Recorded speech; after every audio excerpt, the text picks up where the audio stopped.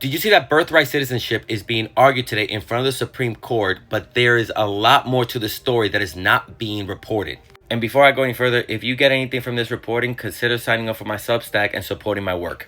Now, during his first day in office, Trump signed an executive order essentially trying to end birthright citizenship. This order broke down how if somebody's undocumented or is not a legal permanent resident, they have children, how their children is not a U.S. citizen. Pause to read.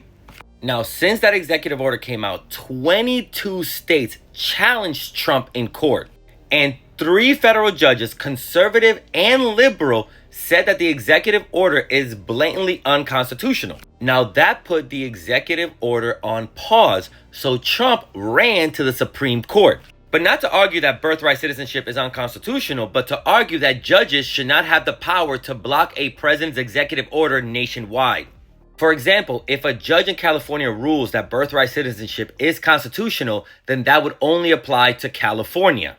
So he's trying to create a patchwork for birthright citizenship, where in some states you might be a U.S. citizen if you were born there to undocumented parents, but in another state you won't be. While Trump may have initially lost going after birthright citizenship, he may win this case because some judges on the Supreme Court do believe that judges should not be able to ban a president's executive order nationwide.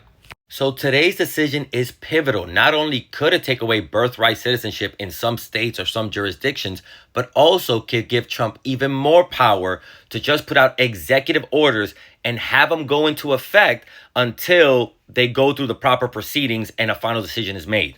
Let me know what you think about this case, and should judges have the power to block a president's executive order nationwide?